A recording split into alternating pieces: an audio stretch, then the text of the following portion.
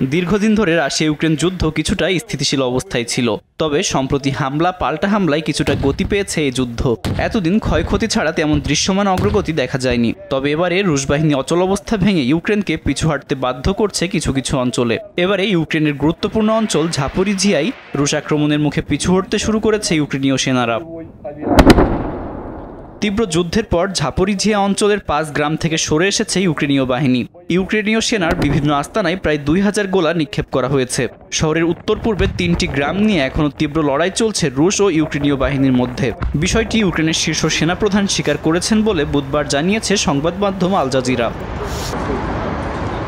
এদিকে রাশিয়া 1 বছরেরও বেশি সময় ধরে পোকরভস্ক ঘিরে ফেলার চেষ্টা করছে।